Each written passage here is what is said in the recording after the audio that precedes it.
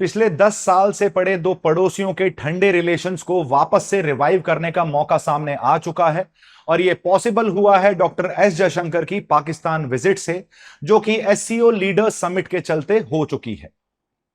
Hello aspirants, welcome to Chahal academy. मेरा नाम है सुमित त्यागी। आज इस वीडियो के अंदर हम डिस्कस करने वाले हैं साउथ एशिया की दो सबसे बड़ी कंट्रीज इंडिया और पाकिस्तान के रिलेशंस और किस तरीके से इस एससीओ समिट मीटिंग ने डॉक्टर एस जयशंकर की 9 साल में पहली विजिट, किसी भी इंडियन मिनिस्टर की 9 साल में पाकिस्तान में पहली विजिट कंडक्ट हो चुकी है, जिससे हमें एक मौका, एक उम्मीद की किरण दिखी है कि शायद इन रिलेशंस को वापस से रिवाइव किया जा सकेगा। चलिए शुरू करते हैं। इस वीडियो के अंदर हम देखने की कोशिश करेंगे कि भारत और पाकिस्तान के रिलेशंस हिस्टोरिकली रहे कैसे हैं, क्या क्या इश्यूज हैं उनके बीच में, और अब आने वाले समय में इन्हें कैसे बेहतर किया जा सकता है। अगर न्यूज रिपोर्टिंग की देखें तो उन्हें देखने को मिलता है कि जो ठंडे बस्ते में पड़े थे रिलेशंस, जो डीप फ्रीज थे रिलेशन, कहीं ना कहीं उनके अंदर थोड़ी सी आग देखने को मिली है और छोटे छोटे स्टेप्स लेकर हम अपने आगे इन रिलेशंस को और आगे बढ़ा सकते हैं और बेहतर कर सकते हैं। यह भी बोला जा रहा है कि कहीं ना कहीं क्रिकेट डिप्लोमेसी को भी इंप्रूव किया जा सकता है। जैसे बहुत टाइम से आपको इशू देखने को मिल रहा है कि चैंपियंस ट्रॉफी के लिए भारतीय टीम पाकिस्तान जाएगी या फिर नहीं जाएगी। डॉक्टर एस जयशंकर का बयान आया था एससीओ विजिट के नाम पर कि ये किसी बायलैटरल टर्म्स के लिए नहीं की जा रही है विजिट, ये किसी बायलैटरल रिलेशन को इंप्रूव करने के लिए नहीं की जा रही है विजिट, बल्कि एक मल्टीलेटरल इंस्टीट्यूशन एससीओ के एक रेस्पॉन्सिबल मेंबर के तौर पर इंडिया पाकिस्तान जा रहा है। लेकिन इस विजिट से कुछ पॉजिटिव सामने आते हुए दिखे हैं। हम एक दूसरे के साथ बेटर एंगेज कर पा रहे हैं, एक दूसरे के साथ बैठ के बातचीत करने का मौका मिल पाया है हमें इस विजिट की वजह से, और जो रीजनल स्टेबिलिटी की वजह से, साउथ एशियन स्टेबिलिटी की वजह से और के कारण जरूरी भी बन जाता है। अगर न्यूज में देखें एक्चुअली हो क्या रहा है, आपको पता है पहली बार 9 साल में पहली बार डॉक्टर एस जयशंकर ऐसे मिनिस्टर बने हैं जिन्होंने पाकिस्तान विजिट की है, और इस विजिट से हमें देखने को मिल रहा है कि कुछ रिलेशंस में इंप्रूवमेंट आ सकता है। डॉक्टर एस जयशंकर जब पाकिस्तान में विजिट कर रहे हैं तो उन्होंने अपने पाकिस्तानी काउंटर पार्ट से भी मीटिंग की, जिसकी हमें उम्मीद जनरली नहीं थी, जैसा अब एस जयशंकर जी के स्टेटमेंट से लग रहा था। साथ के साथ जो लास्ट ईयर जब आपको बिलावल भुट्टो एससीओ समिट के लिए भारत आते हुए दिखे थे as a foreign minister of Pakistan, तब आपको एक डिप्लोमेटिक पर्सपेक्टिव देखने को मिला था कि डॉक्टर एस जयशंकर ने उनसे हैंडशेक भी नहीं किया था। That was a diplomatic message कि आप जब तक काउंटर टेररिज्म जैसी चीजों पे वर्क नहीं करेंगे, जब तक आप भारत के अंदर आतंकवाद को प्रमोट करना बंद नहीं करेंगे, तब तक पीस टॉक्स करना इम्पॉसिबल है। मतलब गोलियों की आवाज में आप शांति की बातें नहीं कर सकते। लेकिन इस बार आपको थोड़ा सा ज्यादा सिविल एटमॉस्फेयर होता हुआ देखने को मिला है, हैंडशेक्स भी हुए हैं, जनरल पर्सपेक्टिव में बातचीत भी बढ़ती हुई दिखी है आपको। ऐसा भी लग रहा है कि शायद जो क्रिकेट टाइज हैं, क्योंकि इंडिया पाकिस्तान के बीच में क्रिकेट डिप्लोमेसी बहुत इंपॉर्टेंट है, इंडिया पाकिस्तान एक ऐसा मैच है जो नेशनलिस्टिक फीलिंग्स को भी राइज करता है, दोनों देशों को जोड़ने का काम करता है। ऐसे टाइम पे हमें म्यूचुअल कॉन्फिडेंस के मेजर्स बढ़ते हुए दिख सकते हैं और एक पॉजिटिव एनवायरनमेंट देखने को मिल रहा है, जिससे हम फॉर्मल डायलॉग स्टार्ट कर सकें, जो पिछले 10 साल से ठंडे बस्ते में पड़े हैं, पूरी तरीके से बंद पड़े हैं। No contact, no trade, no relations. SAARC -1 initiative start हुआ था। हम इसको थोड़ा सा बैकग्राउंड जानने की कोशिश करेंगे इसका कि आखिर ये हुआ क्यों। 2016 के अंदर आपको उरी अटैक होता हुआ दिखा, पठानकोट अटैक होता हुआ दिखा। उसके बाद से भारत ने इस्लामाबाद में होने वाले सार्क समिट में पार्टिसिपेट करने से मना कर दिया। भारत के साथ साथ countries like Nepal, countries like Sri Lanka, countries like Bangladesh, उन्होंने भी भारत को सपोर्ट किया और उस उरी अटैक के जवाब में, पठानकोट अटैक के जवाब में, भारत ने उस समिट को बॉयकॉट किया। और 2016 का दिन है और आज 2024 का दिन है, तब से लेकर आज तक कोई भी सार्क समिट नहीं हुआ है। वहां से ये प्रॉब्लम स्टार्ट हुई। पुलवामा अटैक हुआ, आपको उसके बाद से इंडियन हाई कमिश्नर वहां से वापस आते हुए दिखते हैं। एब्रोगेशन ऑफ आर्टिकल 370, 370 का कश्मीर से हटना, पाकिस्तान का यूनिलेटरल डाउनग्रेड करना भारत के साथ रिलेशन, जो ऑलरेडी प्रॉब्लमेटिक रिलेशंस थे उनको और ज्यादा प्रॉब्लमेटिक बना दिए हो गए वो 2019 के बाद से। हमारे इंटरनल मैटर्स में इंटरफेयर करते हुए दिखते हैं चाइना और पाकिस्तान, जिसकी वजह से आपको और ज्यादा रिलेशंस खराब होते हुए दिखे, जिसकी वजह से आपको आज की डेट में साउथ एशिया की दो मेजर कंट्रीज, दो न्यूक्लियर पावर कंट्रीज एक दूसरे के साथ बैठती हुई भी नहीं दिख रही हैं, सीधे मुंह बात करती हुई नहीं दिख रही हैं। और जो कमेंट्स आते भी हैं वो डेफिनेटली रिलेशंस को इंप्रूव करने के लिए नहीं आते हैं। वो कमेंट्स आते हैं कुछ इस तरीके से जो भारत की इंटीग्रिटी को क्वेश्चन करें, भारत में टेररिज्म को प्रमोट करें। ऐसे लोगों के सपोर्ट में बयान आते हैं। फॉर एग्जाम्पल, जो मिलिटेंट थे 2017 में जिनको मारा गया, जिनको एनकाउंटर में मारा गया था, बुरहान वानी, जो आपको कश्मीर के अंदर फंक्शन करते हुए दिख जाते थे, तो उनको मार्टियर जैसी उपाधि देना फ्रॉम पाकिस्तानी कंट्री। तो कश्मीर हमारा इंटीग्रल हिस्सा है, कश्मीर हमारा इंटरनल मैटर है, उसमें पाकिस्तान का इंटरफेरेंस कहीं ना कहीं हमारे रिलेशंस को और ज्यादा बिटर बनाता है, और ज्यादा कड़वा बनाता है, खटास पैदा करता है उसके अंदर। अगर हिस्टोरिकल पर्सपेक्टिव से देखा जाए तो हमारे और पाकिस्तान के रिलेशन काफी ज्यादा कॉम्प्लेक्स हैं, मतलब एक one of the most complex relations हैं। आप जब दुनिया की बात करते हैं ना, जब आप बात करते हैं what are the global conflicts, तो हमेशा सबसे ऊपर जो दो कॉन्फ्लिक्ट्स आपको देखने को मिलती हैं, पहली है इजराइल पैलेस्टीन कॉन्फ्लिक्ट सॉरी, दूसरी है भारत पाकिस्तान की कश्मीर कॉन्फ्लिक्ट। ये ऐसी कॉन्फ्लिक्ट है जो पिछले 75 सालों से चली आ रही हैं और अब तक इनका कोई रिजोल्यूशन नहीं मिल पाया है, जिसकी वजह से रिलेशंस भारत और पाकिस्तान के बीच में हमेशा आपको कॉम्प्लिकेटेड ही देखने को मिलते हैं। इस रिलेशन का मेन वजह है हमारा हिस्ट्री ऑफ कॉन्फ्लिक्ट, जो कंटिन्यूसली कॉन्फ्लिक्ट आपको देखने को मिलती है, जो हमारी टेरिटोरियल डिस्प्यूट्स देखने को मिलती हैं, चाहे वो कश्मीर के अंदर हो जाए, चाहे वो सर क्रीक रीजन में हो जाए, या फिर जो हमारी आइडेंटिटी है, जिसको हम नेशनल आइडेंटिटी को डिफर अलग अलग अपने आइडेंटिटी को प्रमोट करने की कोशिश करते हैं। बिफोर 1947 हम एक ही थे, एक ही लैंड का हिस्सा थे, इंडियन सब कॉन्टिनेंट का हिस्सा थे। तो हम जनरली ये बोला जाता है कि Pakistan is nothing but our estranged cousin, एक दूर का रिश्तेदार है हमारा, जो पहले हमारे साथ रहता था, अब एक अलग देश बना के रह रहा है। पार्टीशन हुआ हमारा 1947 से, तब से ही दोनों कंट्रीज एंगेज हैं, काफी लड़ाइयां लड़ चुकी हैं। 1947-48 की लड़ाई हुई कश्मीर में, इवेंचुअली फिर 1965 की लड़ाई होती हुई दिखती है आपको, 1971 में बांग्लादेश लिबरेशन की लड़ाई में आपको दोनों कंट्रीज आमने सामने आती हुई दिखती हैं, और फाइनली 1999 में आपको कारगिल युद्ध होता हुआ दिखता है, जिसमें चारों ही तरीके से आप देख सकते हैं कारगिल में उनका इंट्रूजन था, उन्होंने एग्रेशन दिखाया, वो कारगिल के रीजन में जाके ऑक्यूपाई करके बैठ गए। उनके प्रधानमंत्री को ये बात तक नहीं पता थी, और आर्मी चीफ परवेज मुशर्रफ ने बाकी किसी फोर्सेस को भी इंक्लूड करे बिना आर्मी का एक यूनिलैटरल ऑपरेशन कर दिया था। दूसरी चीज 1971 की लड़ाई, आपको पता है बांग्लादेश के अंदर कितने ज्यादा ह्यूमन राइट्स वायलेशन हुए हैं। Lakhs of women were raped, lakhs of Hindus and lakhs of Bengali Muslims were killed. ऐसे केस में इंडिया ह्यूमन राइट्स वायलेशन को प्रोटेक्ट करने के नाम पे आपको बांग्लादेश के सपोर्ट में आता हुआ दिखा, और आपको बांग्लादेश को लिबरेट करता हुआ दिखा, और एक नया बांग्लादेश बनता हुआ दिखता है।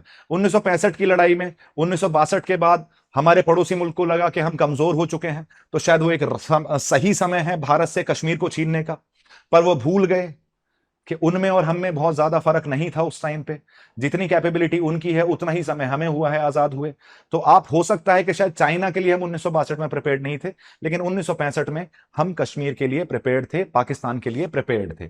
उस टाइम पे क्या देखने को मिल रहा है आपको, जो हम जनरली देखते हैं कि उन्होंने कश्मीर के अंदर इंट्रूड करना शुरू कर दिया, पूरी तरीके से अपनी फोर्सेस कश्मीर में लगा दी 1965 वॉर में, लेकिन वो ये भूल गए कि पंजाब फ्रंट भी पाकिस्तान से लगता है, और इंडियन आर्मी जो है वो लाहौर तक पहुंचती हुई दिख जाती है। वो कश्मीर के अंदर इंक्लूड कर रहे हैं, हम लाहौर के अंदर इंक्लूड कर रहे हैं। उन्होंने हमारे 527 किलोमीटर स्क्वायर एरिया को ऑक्यूपाई किया, हमने उनके 1800 स्क्वायर किलोमीटर एरिया को ऑक्यूपाई कर लिया।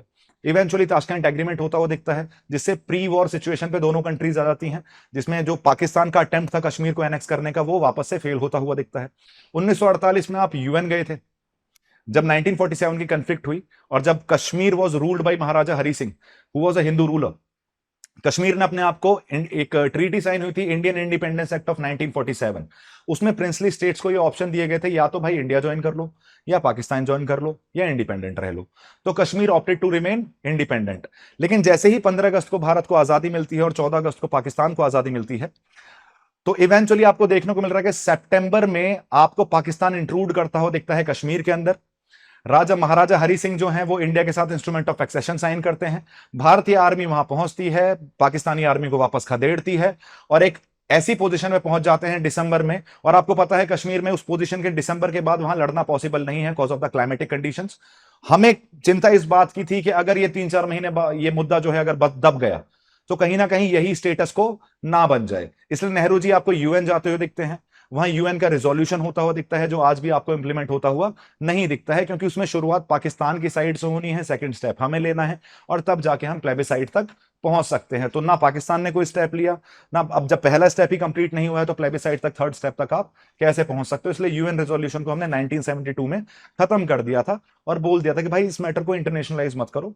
1971 में जब 90,000 सोल्जर्स ने सरेंडर किया था, पाकिस्तानी सोल्जर्स ने बांग्लादेश के अंदर, जिनकी तादाद थी 90,000, उन्होंने सरेंडर किया था और 1972 के सिमला एग्रीमेंट के थ्रू उन्हें फिर वापस भेजा गया था इस कंडीशन पर कि ये जो सीज फायर लाइन चल रही है इसका नाम बदल के लाइन ऑफ कंट्रोल रखा जाएगा।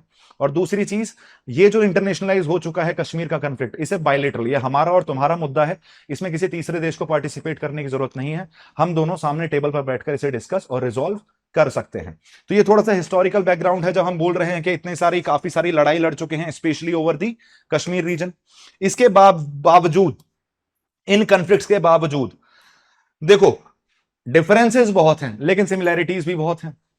आपको हमारी और उनकी लैंग्वेजेस कॉमन दिखती हैं। देखो अगर कश्मीर कॉन्फ्लिक्ट नहीं होती ना, या फिर हमारे और उनके बीच में टेरिटोरियल डिस्प्यूट्स नहीं होते, या जो ब्रिटिश हमारे बीच में फूट डाल के गए हैं वो नहीं एग्जिस्ट करते, या एक इस्लामिक आइडेंटिटी को पे बहुत ज्यादा फोकस नहीं करता पाकिस्तान, तो शायद भारत और पाकिस्तान दो ऐसे देश हो सकते थे जिनके बीच में सबसे ज्यादा क्लोजेस्ट रिलेशन होता। द रीजन बीइंग, आपकी भाषा सेम है, आपका खान पान सेम है, आपका कल्चरल कॉमन है। आप एंशिएंट पर्सपेक्टिव से देखेंगे इंडस वैली सिविलाइजेशन से तो आपको कॉमनलिटी देखने को मिल जाती है। चाहे पाकिस्तान आज की डेट में अपने आप को ज्यादा मिडिल ईस्ट से कनेक्ट करता हो देखता हो, चाहे वो कंटिन्यूसली एफर्ट कर रहा हो कि उसे वेस्ट एशिया का हिस्सा माना जाए, लेकिन रहेगा वो हमेशा साउथ एशिया का हिस्सा, रहेगा हमेशा वो इंडियन सब कॉन्टिनेंट का ही हिस्सा, और उनका और हमारा इतिहास हमेशा सेम रहने वाला है, चाहे वो अपनी इस्लामिक आइडेंटिटी को अपनी एंशिएंट आइडेंटिटी के आगे कितना भी रखने की कोशिश करें। हमें यह देखने को मिल रहा है इन चैलेंजेस के बावजूद हम बीच बीच में इन सारी कॉमनलिटीज को ध्यान में रखते हुए कांस्टेंट एफर्ट्स लेते रहते हैं जिससे हम कोऑपरेशन को प्रमोट कर सकें। किन किन बेसिस में? ट्रेड को प्रमोट करा जा सके, कल्चरल एक्सचेंजेस को प्रमोट किया जा सके, और सिक्योरिटी पर्सपेक्टिव में दोनों साथ मिलकर काम कर सकें जिससे रीजनल स्टेबिलिटी और सिक्योरिटी को मेंटेन किया जा पाए। एरियाज ऑफ कोऑपरेशन कौन कौन से हैं? देखो वैसे तो देखा जाए तो एरिया ऑफ कोऑपरेशन फिलहाल के नाम पे तो कुछ नहीं है। अगर पिछले 9 साल से देखा जा रहा तो कोई एरिया ऑफ कोऑपरेशन नहीं है, बस इक्का दुक्का आपने एग्रीमेंट साइन कर लिए हैं, नहीं तो जनरली आप जो है एक दूसरे को आइसोलेट करने में ही लगे पड़े हो। पाकिस्तान को मौका मिलता है, वो जैसे ही यूएनएससी जाता है, एक रेस्पॉन्सिबल नेशन वो है जो ग्लोबल पर्सपेक्टिव्स में, ग्लोबल इश्यूज में कंट्रीब्यूट करे, और एक इररेस्पॉन्सिबल और एक रोग स्टेट वो है जो ग्लोबल कॉन्ट्रीब्यूशन, जो ग्लोबल पर्सपेक्टिव में पीस लाने की बात ना करे, वो केवल एक ही मुद्दा पकड़ के बार बार उसी के बारे में वहां बोलता जाए। जैसे for example there was no UNSC meeting, there was no UNGA meeting जहां पाकिस्तान कश्मीर के मुद्दे को सामने लेके नहीं आया और उसका और कोई कंट्रीब्यूशन भी नहीं है। The only thing they talk about in UN general assembly is Kashmir. जबकि एक रेस्पॉन्सिबल स्टेट को क्या करना चाहिए? जो दुनिया के अंदर प्रॉब्लम्स चल रही हैं, चाहे वो क्लाइमेट चेंज की हो, चाहे वो टेररिज्म की हो, चाहे वो नॉन स्टेट एक्टर्स की हो, उनको दूर करने के बारे में बात करनी चाहिए। लेकिन पाकिस्तान आपको ऐसा करता हुआ नहीं दिखता है। इन सब दिक्कतों के बावजूद हम कुछ एरियाज में कोऑपरेट करने की कोशिश करते हैं। जैसे सबसे पहले ट्रेड एंड कॉमर्स, हमने काफी एफर्ट्स दिए हैं जिससे इस बायलैटरल ट्रेड को एनहेंस किया जा सके। हमने टैरिफ को रिड्यूस करने की कोशिश करी, ट्रेड रूट्स को इंप्रूव करने की कोशिश करी, मोस्ट फेवर्ड नेशन का स्टेटस भी प्रोवाइड किया पाकिस्तान को। पाकिस्तान से पहले पाकिस्तान ने हमें बहुत बाद में एमएफएन का स्टेटस दिया है और बहुत जल्दी वापस भी ले लिया। हमने 1996 में ही पाकिस्तान को मोस्ट फेवर्ड नेशन का स्टेटस दे दिया था। अब ये एमएफएन स्टेटस क्या है? एमएफएन स्टेटस जो नाम इज मिसनोमर ऑफ इट, हम किसी को फेवर नहीं कर रहे हैं, बट बेसिकली एमएफएन का मतलब होता है कि आप जो बाकियों के साथ अपने ट्रेड एंड टैरिफ की कंडीशंस हैं वही कंडीशंस आप बाकी देशों के ऊपर भी अप्लाई करोगे। मतलब डिस्क्रिमिनेट नहीं करना है इंटरनेशनल ट्रेड में किसी भी कंट्री के साथ। अगर आपने उसे एमएफएन स्टेटस दे दिया है तो वो सेम लेवल प्लेइंग फील्ड पे खेलेगी जैसे बाकी कंट्रीज रन कर रही हैं भारत के साथ ट्रेड करने के लिए। तो हमने 1996 में ही पाकिस्तान को एमएफएन का स्टेटस प्रोवाइड कर दिया था। बाकी एरिया ऑफ कोऑपरेशन देखे जाए तो कल्चरल एक्सचेंजेस है, एग्जीबिशंस हो गए, आर्ट एग्जीबिशंस हो गए, म्यूजिक फेस्टिवल्स हो गए, पाकिस्तानी म्यूजिक, भारतीय म्यूजिक, दोनों ही देशों में भाषा सेम है तो इसलिए आपको लैंग्वेजेस भी और जो म्यूजिक है वो काफी ज्यादा एक दूसरे में कॉमनलिटी देखने को मिल जाती है। भारतीय गाने पाकिस्तान में काफी प्रचलित दिखते हैं, फेमस दिखते हैं, और आपको पता है कोक स्टूडियो पाकिस्तान भारत में भी काफी ज्यादा सुना जाता है। देखो भारत और पाकिस्तान के ना दो चेहरे हैं। एक है कोक स्टूडियो वाला चेहरा, जब आप वहां यूट्यूब पे किसी कोक स्टूडियो का आप जब वीडियो देखते हो उसके नीचे कमेंट देखेंगे तो सारे पीसफुल कमेंट कि भाई भारत और पाकिस्तानी भाई भाई हम सब तो एक हैं, हम सब अलग हो गए थे लेकिन हमारी कॉमनलिटी है। दूसरा एस्पेक्ट है कोई भी ऐसा मुद्दा जहां दोनों लड़ रहे हैं, वहां के आप यूट्यूब कमेंट्स देखेंगे तो सब एक दूसरे को गाली देते हो कि भारत पाकिस्तान को क्रिटिसाइज करेगा और पाकिस्तानी भारतीयों को क्रिटिसाइज करेंगे। तो हमारे दो चेहरे देखने को मिलते हैं। ऐसा नहीं है कि लोग पाकिस्तानी के साथ रिलेशन बेटर नहीं करना चाहते, कोई इंट्रिंसिक भेदभाव या कोई इंट्रिंसिक नफरत नहीं है हमारी उनके लिए। लेकिन अगर वो मेरे देश की अखंडता और मेरी इंटीग्रिटी को क्वेश्चन करने की कोशिश करता है वो देश, तो उस देश के लिए रेस्पेक्ट बना पाना थोड़ा सा डिफिकल्ट हो जाता है, स्पेशली उन लोगों के लिए जो अपने आप को राष्ट्रवादी कहते हैं, अपने आप को नेशनलिस्ट कहते हैं। आप समझने की कोशिश करते हो, जब फिल्म कोलैबोरेशंस, आपको बहुत सारे पाकिस्तानी एक्टर्स बॉलीवुड में काम करते हुए दिख जाते हैं, जिसके ऊपर काफी इशू भी चलता है कि अब वो यहां के काम कर रहे हैं, they are promoting terrorism, cross border terrorism, promoting non state actors to function in India. Bharat में आतंकवाद को बढ़ावा देता है, उसी पे मिलता है उसी पैसे से। हमें कल्चरल एप्रिसिएशन करने की कोशिश करते हैं, म्यूचुअल रेस्पेक्ट प्रमोट करने की कोशिश करते हैं, जिससे जो हमारी कमियां हैं, जो हमारे बीच में तनाव है, उसको किसी तरीके से कम किया जा सके उन चीजों के थ्रू जो हमारे बीच में कॉमन है। इसमें स्पोर्ट्स डिप्लोमेसी भी इन्वॉल्व है। पीपल टू पीपल कॉन्टेक्ट को इंप्रूव करने की कोशिश की जाती है। फॉर एग्जांपल, आपको काफी सारी प्रोग्राम्स रन करते हुए दिख जाएंगे जिसमें फैमिली विजिट्स को प्रमोट किया जा रहा है, पिलग्रिमेजेस को प्रमोट किया जा रहा है, एकेडमिक एक्सचेंजेस को प्रमोट किया जा रहा है। आसान भाषा में, बहुत सारे मुस्लिम धर्म के ऐसे होली प्लेसेस आपको भारत में देखने को मिल जाते हैं, बहुत सारी दरगाहें भारत में देखने को मिल जाती हैं, बहुत सारी मस्जिद देखने को मिल जाती हैं, देवबंदी स्कूल देखने को मिल जाता है, जो पाकिस्तानी, इसमें जो मुस्लिम कम्युनिटी रह रही है पाकिस्तान के अंदर, उनके लिए काफी ज्यादा जरूरी है। Same goes with India. India के लिए भी आपको काफी शक्तिपीठ, जैसे हिंगलज माता मंदिर है, वो एक शक्तिपीठ है, वो आपको पाकिस्तान में देखने को मिल जा रहा है। आज की डेट में शारदा पीठ है, वो आपको पाक ऑक्यूपाइड कश्मीर में देखने को मिल जा रहा है। तो हम पीपल टू पीपल एक्सचेंज भी बढ़ा पाते हैं इन चीजों के थ्रू, अब उसमें भी कोऑपरेशन का हमें एक मौका मिलता है। Water resource management, for example, India Pakistan के साथ इंडस रिवर को शेयर करता है और उसकी ट्रिब्यूटरीज को शेयर करता है। तो भारत और पाकिस्तान ने सबसे पहले जो अच्छा काम किया था इवेंचुअली, जिससे एक और, कश्मीर की लड़ाई ऑलरेडी चल रही है, सर क्रीक पे आप ऑलरेडी लड़ रहे हो, इससे बेहतर है कि एक और लड़ाई बढ़े वाटर शेयरिंग की, पहली ट्रीटी कर लो। तो 1960 में इंडिया और पाकिस्तान ने इंडस वाटर ट्रीटी की थी, जिसके अंदर यह बोला गया था कि जो ईस्टर्न रिवर्स हैं, which include Indus, Chenab and Jhelum, इसका पानी पूरी तरीके से पाकिस्तान यूज करेगा, और जो वेस्टर्न रिवर्स हैं, विच इंक्लूड सतलज, राबी और बियास, इसका पानी भारत यूज करेगा। 1960 में ये ट्रीटी साइन की गई थी, जिसने काफी हद तक हमारे बीच की वाटर इश्यूज को रिजॉल्व कर दिया था। और एक बेटर एग्जाम्पल भी था कि इतनी सारी कंफ्लिक्ट के बाद भी, इतने सारे तनाव के बाद भी, इतनी सारी टेंशंस के बाद भी, दो देश साथ में आके एक टेबल पर बैठे और एक कॉमन ग्राउंड को ध्यान में रखते हुए एक डिसीजन पर पहुंच पाए। तो हमारे लिए काफी मोटिवेटिंग था ये 1960 में। उसके बाद लगा भी था कि शायद रिलेशंस बेटर होने शुरू हो जाएंगे। अगर तनाव के कारण क्या है, टेंशन मतलब रीजंस क्या हैं, सबसे पहले 1947 में पार्टीशन, 1947 का जो पार्टीशन है, जो हमें देखने को मिलता है, जो 14 अगस्त को हुआ। सी ये टू नेशन थ्योरी की शुरुआत आपको मल्टीपल जगह से, मल्टीपल तरीके से प्रमोट होती हुई दिख जाती है। डिपेंड करता है आप लाइन के किस साइड खड़े हैं, आप किस चीज को सपोर्ट करते हैं। तो उस तरीके नजरिए से आप देखते हैं कि ये टू नेशन थ्योरी की शुरुआत कहां से हुई। कुछ लोग बोलते हैं सर सैयद अहमद खान ने ही बोल दिया था कि Indian and Muslims are two separate identities with two separate interest, जिनका साथ रहना थोड़ा सा मुश्किल है। इसके बाद आपको मुस्लिम लीग फॉर्म होती हुई दिखती है, जो मुस्लिम इंटरेस्ट के बारे में रन करना शुरू करती है। कांग्रेस अपने एक अलग स्टैंड बना के रखती है प्री इंडिपेंडेंस, कि केवल मुस्लिम लीग मुस्लिम्स के इंटरेस्ट को रिप्रेजेंट नहीं करती, वो भी रिप्रेजेंट करते हैं। जब ये मुद्दा बहुत ज्यादा बढ़ना शुरू हो गया, जब टू नेशन थ्योरी की बात आनी शुरू हो गई, इवेंचुअली 1940 में आपको देखने को मिलता है कि 1940 में जो कांग्रेस के प्रेसिडेंट बनाए गए, उनका नाम था मौलाना अबुल कलाम आजाद।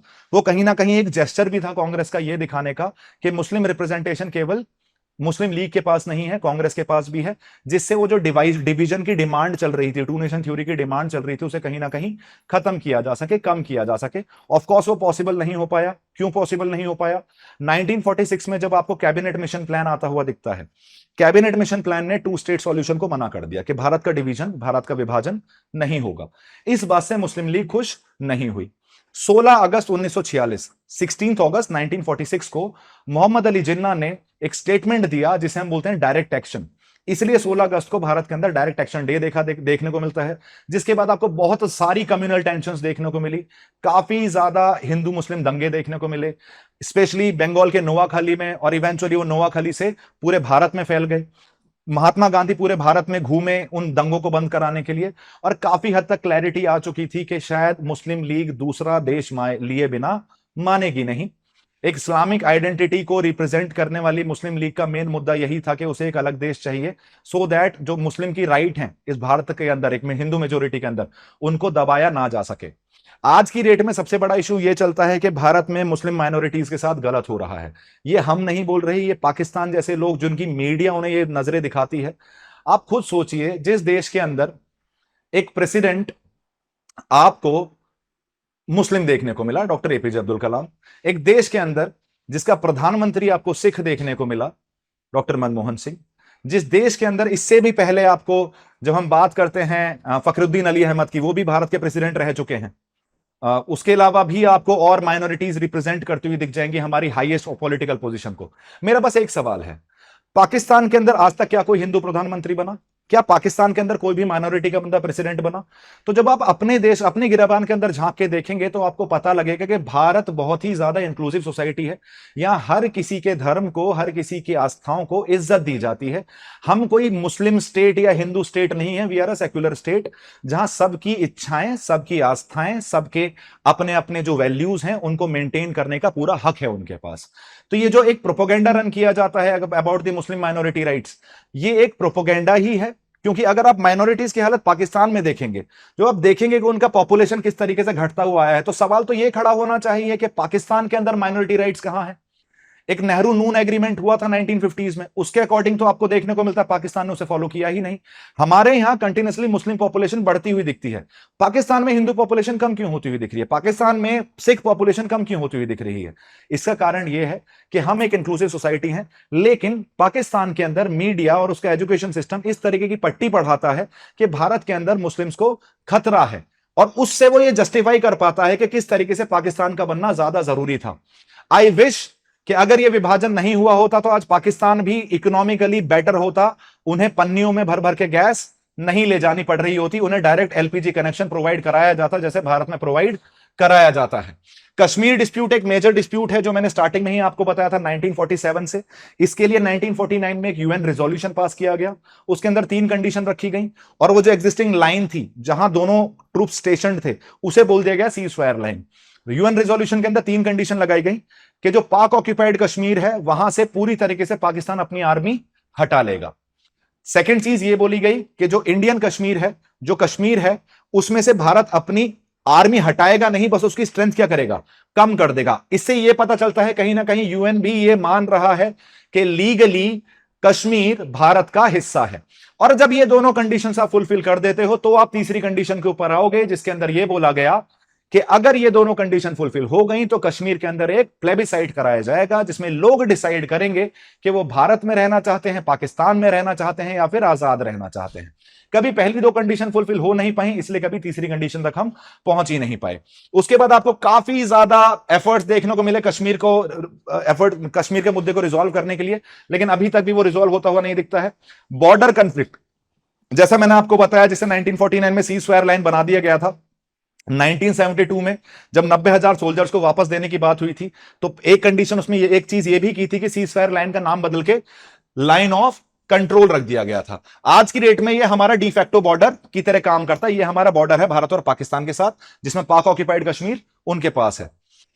अब जनरल पर्सपेक्टिव में इसमें आपको काफी ज्यादा वायलेशंस देखने को मिलते हैं, काफी ज्यादा सीज फायर वायलेशंस देखने को मिल रहे हैं, छुटपुट झड़प देखने को मिल जाती हैं दोनों आर्मीज के बीच में, और जिसकी वजह से काफी कैजुअलिटीज होती हैं। और जब कैजुअलिटीज होती हैं तो टेंशंस भी आपको बढ़ती हुई दिखती हैं। देखो यार, अब ये सच बात है, मैं इंडियन हूं तो ऑफकोर्स मेरा प्यार भारत की तरफ होगा, कोई अगर पाकिस्तानी नेशनल होगा तो उसका प्यार पाकिस्तान की तरफ होगा। और जब हमारे सैनिक मरेंगे तो हमें बुरा लगेगा, हमें गुस्सा आएगा, किसके ऊपर, पाकिस्तान के ऊपर।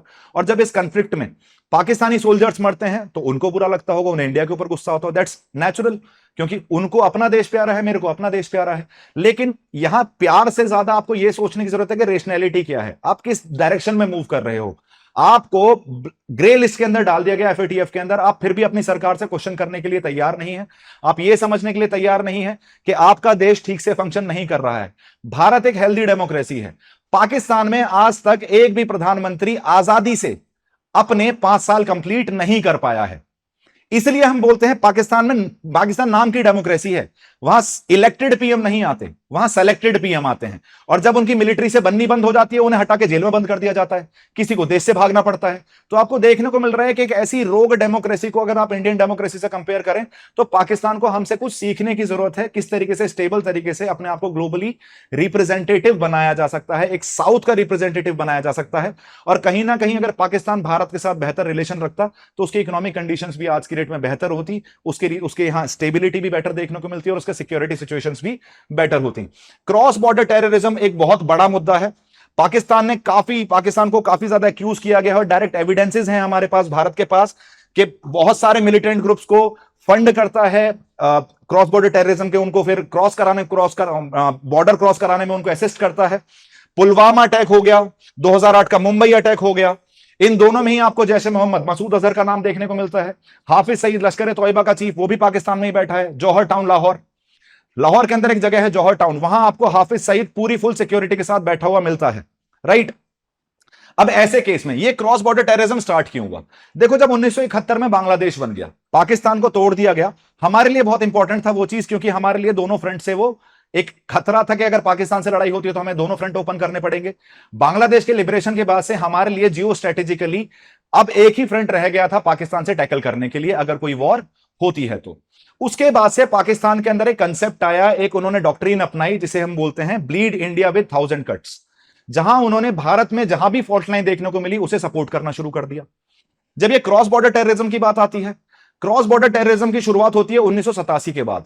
1987 में कश्मीर में एक इलेक्शन हुए जिसमें एक ग्रुप बना जिसको हमने बोला मुस्लिम यूनियन, वो इलेक्शन हार गई। अब उन्हें ऐसा लगा कि इस इलेक्शन में धांधलेबाजी की गई है। इसके बाद आपको Jammu and Kashmir liberation force बनती हुई दिखती है, पूरी तरीके से उन्हें ट्रेनिंग कहां प्रोवाइड की जा रही है? पाकिस्तान द्वारा पाक ऑक्युपाइड कश्मीर में, जिसमें हम बोलते हैं यासीन मलिक, बिट्टा कराटे, ये सब जो नाम आपको देखने को मिल रहे हैं जेकेएलएफ के इनिशियल नेम है, जिन्होंने कश्मीर के अंदर कश्मीरी पंडितों को मार के वहां से भगाया। किसी ने चूं तक नहीं करी, किसी को नहीं लगी कि भाई माइनॉरिटी का हर्ट, क्योंकि माइनॉरिटी हमारे देश में नेशनल लेवल पे ना रिकॉग्नाइज करके आप स्टेट लेवल पे रिकॉग्नाइज करते हैं, तो कश्मीरी पंडित या कश्मीरी हिंदूज वर माइनॉरिटी इन कश्मीर। लेकिन जब उनके ह्यूमन राइट्स वायलेशन चल रहे थे, किसी ने चूं तक नहीं करी, किसी ने आवाज तक नहीं उठाई। ऐसे केस में आज वो लोग ह्यूमन राइट्स वायलेशन की बात करते हैं कश्मीर के अंदर। उसके बाद से आपको जेकेएलएफ जब से आता हुआ दिखा तो 1990s में आपको क्रॉस बॉर्डर टेररिज्म राइज होता हुआ दिखता है, लश्कर ए तैयबा बनता हुआ दिखता है, उसके बाद आपको जैश ए मोहम्मद बनता हुआ दिखता है। डायरेक्ट सपोर्ट देखने को मिलता है आपको कश्मीर जिहादी में, जो कश्मीर के अंदर जो जिहाद चल रहा है, जो हिजबुल मुजाहिदीन फंक्शन करता है कश्मीर के अंदर, उसको पाकिस्तान डायरेक्ट सपोर्ट प्रोवाइड करता हुआ दिख जाता है, जिसकी वजह से ना चाहते हुए भी आप पाकिस्तान के साथ रिलेशन तोड़ने पे मजबूर हो जाते हो। आप कंटिन्यूअसली हमारे देश पे अटैक नहीं कर सकते और हमसे ये एक्सपेक्ट नहीं कर सकते कि हमारी टीम तुम्हारे यहां जाके क्रिकेट खेले, राइट। तो लेवल प्लेइंग फील्ड होनी चाहिए और वो लेवल प्लेइंग फील्ड शुरुआत आपको करनी पड़ेगी, क्योंकि दुनिया में रोग स्टेट आप हो। We are a responsible democracy. For example, Pakistan के साथ एक और दिक्कत है, अब इनके पास डायरेक्ट तो ये हमसे कंपीट कर नहीं पाते, ना इकोनॉमिकली, ना मिलिटरली, ना जियो स्ट्रेटेजिक पर्सपेक्टिव पे इनको कोई इंपॉर्टेंस तो है नहीं। They are a war broker, जो कभी पाकिस्तान, कभी चाइना की तरह, चाइना इन्हें टूल की तरह इस्तेमाल करता है, कभी यूएस इन्हें टूल की तरह इस्तेमाल करता है। दलालों की तरह इन्हें अफगानिस्तान वॉर में भी यूज किया गया था और ये यूज हुए भी, ये वापस यूज होने के लिए तैयार है। पैसा फेंको, तमाशा देखो, पाकिस्तान का यही गेम है। तो अब ऐसे केस में जब आप क्रॉस बॉर्डर टेररिज्म करते रहेंगे और ये एक्सपेक्ट करेंगे कि रिलेशंस को बेटर किया जाके, that is not possible. Peace and bullets can not go together, ये क्लियर स्टैंड है इंडिया का, और इसी वजह से आपको लास्ट 10 ईयर्स से वो टेररिज्म रोकने को तैयार नहीं है। हमें फर्क नहीं पड़ता, we have so many nations to make relations with. इस वजह से हमने पूरी तरीके से सार्क-1 initiative, isolationist policies towards Pakistan start की और अपने आप को बाकी जगह, बाकी नेबर्स के साथ एंगेज करना शुरू किया। और क्या क्या रीजंस हैं? पाकिस्तान को ब्लेम किया जाता है कि यार तेरे यहां इतने सारे टेरर ग्रुप्स रह रहे हैं, उनके अगेंस्ट एक्शन कौन लेगा? एक्शन कब लोगे? आपको एफएटीएफ में ग्रे लिस्ट में डाला गया, आपके यहां हाफिज सईद बैठा है, आपके यहां मसूद अजहर बैठा है, वहां बैठ के भारत के अगेंस्ट षड्यंत्र कर रहा है, उसके अगेंस्ट आपका कोई एक्शन नहीं है। तो भारत भी बेटर रिलेशंस आपसे किस तरीके से रखे, कैसे शुरुआत करे उन चीज की, जब आप शुरुआत कुछ कर ही नहीं रहे हैं, अपनी तरफ से कोई एक्शन नहीं ले रहे हैं। 370 के रिवोकेशन के बाद पाकिस्तान ने अलग रोना शुरू कर दिया था, एज इफ उसका कोई इंटरनल मैटर हो। कश्मीर हमारा इंटीग्रल पार्ट है, हम जो चाहें वो करें वहां, तुम्हें क्या दिक्कत? पहली चीज। दूसरी चीज, उनका बयान आया कि भारत से हम ट्रेड खत्म कर देंगे। अब इससे तो भारत की इकॉनमी हिल गई पूरी तरीके से। भारत की इकॉनमी रन कैसे करेगी अब पाकिस्तान के साथ ट्रेड नहीं करेगी? तो पाकिस्तान का मेजर ट्रेड है गधे, जो चाइना को ट्रेड करते हैं फॉर मेकिंग मेडिसिन। तो पाकिस्तान कोई बहुत बड़ा मैन्युफैक्चरिंग हब तो है नहीं कि पाकिस्तान हमसे ट्रेड ना करे और हम डर जाएं और इस चक्कर में 370 को वापस से रीअप्लाई कर दे, तो वहां से रिलेशन और खराब होते हुए देखे। फिशरमैन डिस्प्यूट्स, अब हम मैरीटाइम बॉर्डर भी शेयर करते हैं, स्पेशली जो सर क्रीक वाला रीजन है गुजरात के अंदर, जो सिंध प्रोविंस से लगता है पाकिस्तान के, वहां भी आपको कंटिन्यूअस कॉन्फ्लिक्ट देखने को मिलते हैं, फिशरमैन डिस्प्यूट्स देखने को मिलते हैं। काफी फिशरमैन को पाकिस्तानी नेवी पकड़ के जेल में बंद कर देती है। Same happened with the Pakistani navy in India. Next, international influence, कहीं ना कहीं चाइना के साथ ग्रोइंग पार्टनरशिप। आपका CPEC corridor, China Pakistan economic corridor. देखिए, एक कहानी सुनाता हूं आपको सीपैक के थ्रू। जब सीपैक अनाउंस किया ना चाइना ने, वो $40 बिलियन का प्रोजेक्ट था, $40 बिलियन। अब भिखारी को मिल गई भीख, जितनी मिल गई उतनी ठीक। अब ऐसे टाइम पे जब वो 40 बिलियन का प्रोजेक्ट हमारे यहां पाकिस्तान को मिला, तो Pakistanis were more like, Pakistan was not happy कि उनके यहां कोई डेवलपमेंट हो रहा है, उनके यहां कोई इंडस्ट्रियल कॉरिडोर आ रहा है। दे वर मोर हैप्पी लाइक इंडिया जल रहा है कि उनके यहां इतना प्रोजेक्ट इन्वेस्ट कर दिया है। उन्हें यह समझ में नहीं आ रहा इतना प्रोजेक्ट हम दूसरी कंट्रीज में खुद इन्वेस्ट करते हैं, राइट। ऐसे टाइम पे हमें क्या दिक्कत थी, भाई तुम डेवलप करो, तुम डेवलप करोगे रीजनल स्टेबिलिटी रहेगी, रीजनल सिक्योरिटी रहेगी, आतंकवाद को छोड़ के कहीं ना कहीं डेवलपमेंट पे फोकस करो, अपने लोगों पे फोकस करो, हम तो चाहते हैं ऐसा। लेकिन वो जो सीपैक कॉरिडोर है वो निकला है पाक ऑक्यूपाइड कश्मीर से, और उसमें इंडिया को कंसल्ट नहीं किया गया। पाकिस्तान ऑक्यूपाइड कश्मीर भारत क्लेम करता है और भारत का अभिन्न हिस्सा है। ऐसे केस में जब आप वहां से एक इकोनॉमिक कॉरिडोर निकालते हैं तो भारत की सोवरेनिटी को क्वेश्चन करते हैं, भारत की इंटीग्रिटी को क्वेश्चन करते हैं, जिस वजह से भारत ने one belt one road initiative से भी अपना हाथ खींच लिया। आज की डेट में हम ओबीओआर या बेल्ट एंड रोड इनिशिएटिव को सपोर्ट नहीं करते। अब खुशी चली गई, प्रोजेक्ट शुरू हो गया, प्रोजेक्ट बनना भी शुरू हो गया, लेकिन प्रोजेक्ट काम नहीं कर रहा। प्रोजेक्ट आज की डेट में नॉन फंक्शनल है। कारण, पाकिस्तान के अंदर इकोनॉमिक ग्रोथ ये इससे इतनी ही दूरी है जितनी धरती की सूरज से। पाकिस्तान के अंदर इकोनॉमिक ग्रोथ तब होगी जब वहां डेमोक्रेसी एग्जिस्ट करेगी, लोगों की सुनी जाएगी। एक मिलिट्री डिक्टेटरशिप में आप इकोनॉमिक ग्रोथ की बात नहीं करते हैं। तो वो सीपैक आया तो, पर सीपैक कब आएगा, कब फंक्शन करना शुरू करेगा, ये किसी को नहीं पता। बलोचिस्तान में एक अलग इशू चल रहा है, बलोचिस्तान लिबरेशन आर्मी द्वारा उन्होंने हिस्ट्री का सबसे बड़ा अटैक किया है, 103 पाकिस्तानी सोल्जर्स को मारा है। खैबर पख्तूनवा में इनसे तालिबानी नहीं संभाले जा रहे हैं, इधर ये कश्मीर में लड़ रहे हैं। जब इतना लड़ते रहोगे तो अपने लोगों का भला कब करोगे? कब सोचोगे अपनी इकोनॉमिक ग्रोथ के बारे में? कब सोचोगे उनके स्टैंडर्ड ऑफ लिविंग के बारे में? कब सोचोगे कि उन्हें खाना मिल रहा है, उन्हें एजुकेशन मिल रही है या फिर नहीं मिल रही है? नेक्स्ट, अगर आगे बढ़ते हैं, हमें पीस एफर्ट्स क्यों चाहिए यार, अगर रीजन को स्टेबल रखना है। देखो, अटल बिहारी वाजपेयी जी ने कहा था, you can change your friends but you can not change your neighbours. अब किस्मत खराब है, हमारी नेबर कौन है? पाकिस्तान। तो ऑफ कोर्स ना चाहते हुए भी हमें रिलेशन तो बेटर करने ही पड़ेंगे उनके साथ, क्योंकि अगर रीजनल स्टेबिलिटी चाहिए, रीजनल ग्रोथ चाहिए। सार्क दुनिया की one of the worst regional organisation है, वर्स्ट परफॉर्मिंग।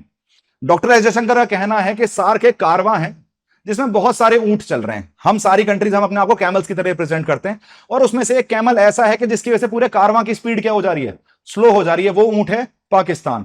तो अगर ये ऊंट अपनी, ये कैमल अपनी स्पीड नहीं बढ़ा सकता तो सार्क भी ठीक से फंक्शन नहीं कर सकता। इसलिए हमें stability in the region, SAARC की बेटर फंक्शनिंग के लिए कहीं ना कहीं पाकिस्तान के साथ कोऑपरेशन करना पड़ेगा। इकोनॉमिक कोऑपरेशन अच्छा होगा, म्यूचुअल प्रॉस्पेरिटी बढ़ेगी, दोनों नेशंस के ऊपर थोड़ा सा भरोसा बढ़ेगा। और इकोनॉमिक डिपेंडेंस जब होती है तो आप बॉर्डर कॉन्फ्लिक्ट्स को थोड़ा सा अवॉइड करने की कोशिश करते हो, फुल फ्लेजेड वॉर की तरफ नहीं मूव करने की कोशिश करते हो। तो इकोनॉमिक डिपेंडेंस बढ़ेंगे तो हमारे लिए तो क्या ही फायदा है, खैर, पर पाकिस्तान के लिए थोड़ा सा ज्यादा फायदा देखने को मिल सकता है। ह्यूमैनिटेरियन कंसर्न्स, ये जो कॉन्फ्लिक्ट होती हैं बॉर्डर पे, इसकी वजह से जो आसपास में जो गांव में रहने वाले लोग हैं, जैसे पुंछ वाला रीजन हो गया, यहाँ पे जो गांव में लोग रह रहे हैं, यहाँ अगर सीज फायर वायलेशन हुआ तो जो बॉर्डर एरियाज के विलेजेस हैं वहां भी कैजुअलिटीज देखने को मिलती हैं, ह्यूमैनिटेरियन क्राइसिस आता है। लड़ाई का डायरेक्ट हिस्सा ना होते हुए भी उन्हें भी झेलना पड़ता है। तो अगर हम पीस मेंटेन कर लेते हैं तो ऐसी ह्यूमैनिटेरियन कंसर्न्स को हम काउंटर कर पाएंगे। Counter terrorism collaboration, this is the biggest joke of the week, कि आप काउंटर टेररिज्म कोलैबोरेशन कर सकते हैं पाकिस्तान के साथ, लेकिन देखो, तुम सॉल्यूशन उसके साथ ढूंढते हो जो सेम प्रॉब्लम सफर कर रहा हो। तुम सॉल्यूशन उसके साथ बैठ के नहीं ढूंढते जो खुद ही प्रॉब्लम हो। तो सबसे पहले आपको यह करना जरूरी है, पहले आप एफर्ट्स दिखाओ, ग्लोबल लेवल पे इस तरीके से रिप्रेजेंट करो अपने आप को कि आप एक एंटी टेरर स्टेट हैं, आप टेररिस्ट को पालने वाले स्टेट नहीं है। ओसामा बिन लादेन आपके यहां मिला, अबोटाबाद में आके आपकी आंखों के सामने यूएस उसे मार गया, फिर भी आपको लगता है कि नहीं नहीं नहीं, इसमें तो यूएस का हाथ था, इसमें तो भारत का हाथ था। तो आप खुद समझने की कोशिश करिए, मिलिट्री डिक्टेटरशिप में आपके देश को किस तरीके से इस्तेमाल किया जा रहा है, आपका किस तरीके से फायदा उठाया जा रहा है। फिर भी कोशिश करनी चाहिए काउंटर टेररिज्म कोलैबोरेशन की, अगर हो पाए तो। पॉसिबिलिटी तो कम है खैर इस चीज की। नेक्स्ट, जो हमारे कोर इश्यूज हैं उन्हें एड्रेस करने की जरूरत है। कोर इश्यूज क्या है भाई? कश्मीर कॉन्फ्लिक्ट के ऊपर बातचीत करो, ठीक, लॉन्ग टर्म सॉल्यूशन ढूंढो उसकी तरफ, क्योंकि लेकिन अगर कश्मीर कॉन्फ्लिक्ट नहीं रहेगी तो मिलिट्री के पास कोई मुद्दा नहीं रहेगा पाकिस्तान में डोमिनेट करने का, डेमोक्रेसी आने का डर हो जाएगा। और अगर डेमोक्रेसी आ गई तो मिलिट्री को कौन पूछ रहा है? इसलिए कश्मीर मुद्दे को सॉल्व नहीं होने देंगे। मैं वही तो बोल रहा हूं, You find solutions with the people who are trying to find the solution. You do not find the solution with the while sitting with the problem. तो इस केस में कश्मीर इशू को रिजोल्यूशन बहुत ज्यादा जरूरी है। चाहे एसर्शन की जगह हमें कोशिश करनी चाहिए कि डिप्लोमेटिक डायलॉग्स लाए जाएं, टेबल पे बैठा जाए, एक कॉमन ग्राउंड पे पहुंचा जाए, विन विन सिचुएशन पर पहुंचा जाए।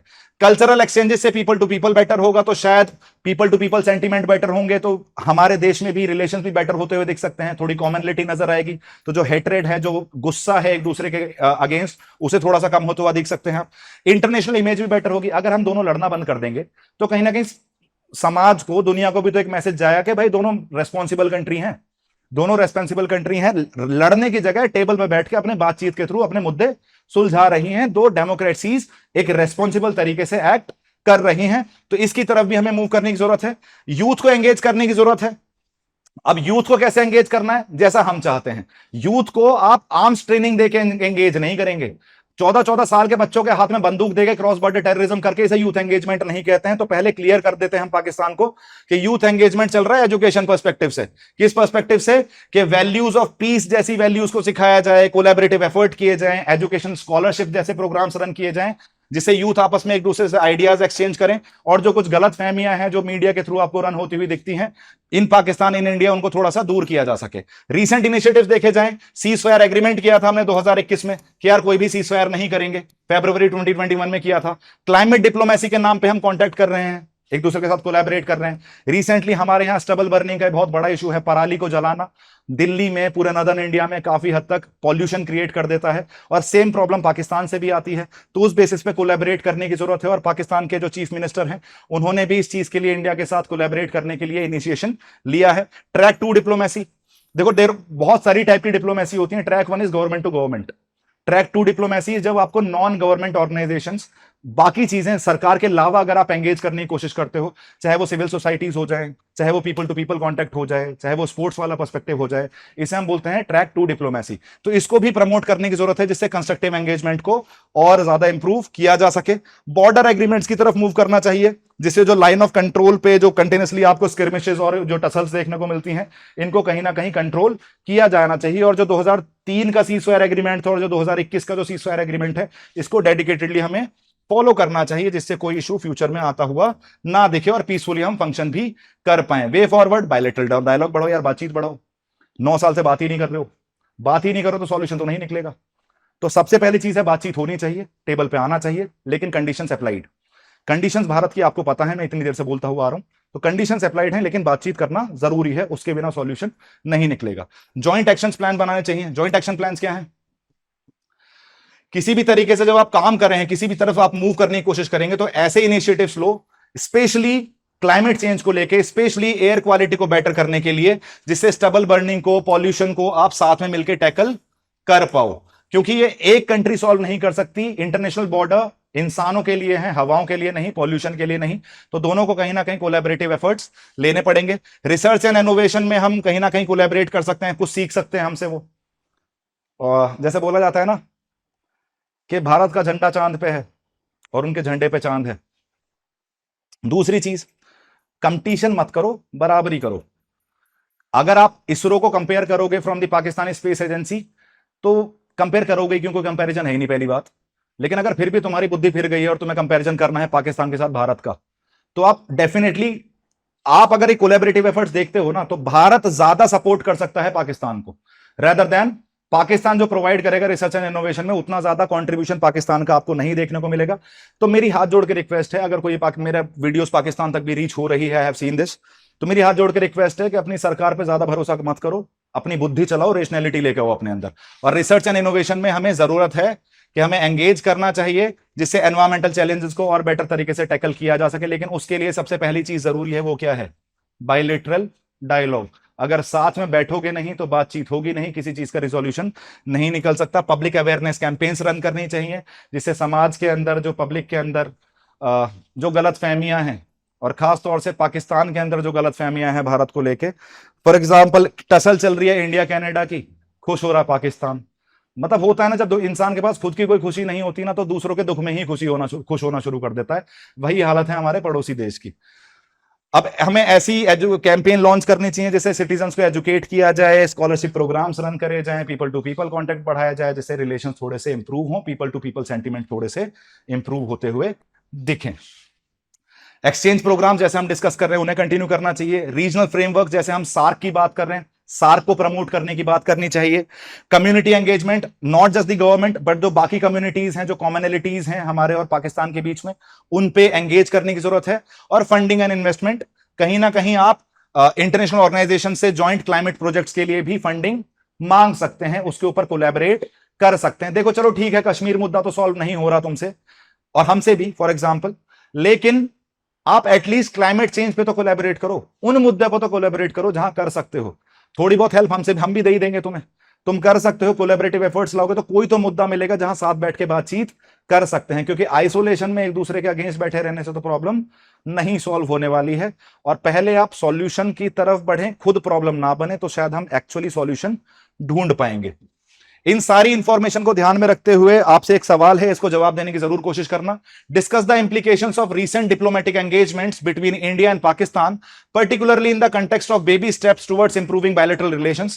What challenges remain and how can both nations effectively address these to foster long-term peace and cooperation? ये जो बेबी स्टेप्स हैं, धीरे धीरे हमें बढ़ने की जरूरत है, जिसके बारे में एस जयशंकर जी ने भी बात की। लेकिन एस जयशंकर जी ने यह भी बात करी कि एससीओ चार्टर को फॉलो करो। पाकिस्तान की जमीन में रह के आपने पाकिस्तान और चाइना दोनों को निशाना बनाया है, जो कहीं ना कहीं भारत की एक डेमोक्रेटिक अप्रोच और भारत की एक असर्टिव स्टैंड को शोकेस करता है कि भाई अगर टेररिज्म चलता रहेगा तो पीसफुल डायलॉग्स नहीं किए जा सकते। जैसे हमने बोला ना, उनका एक स्टेटमेंट आया जयशंकर जी का, terrorism can not boost trade. तो या तो टेररिज्म कर लो या ट्रेड बूस्ट कर लो, दोनों एक साथ तो नहीं हो सकते। तो choices on the ball is in your court, आपको डिसाइड करना है कि आप किस तरीके से रन करना चाहते हैं अपने आप को, किस तरीके से रिप्रेजेंट करना चाहते हैं वर्ल्ड में। भारत आपको हमेशा आपके साथ खड़ा दिखेगा अगर आप सही तरीके से, सही ढंग से चलने की कोशिश करेंगे। This was all from my end. Subscribe to our channel for such information. Thank you so much, guys, and have a good day.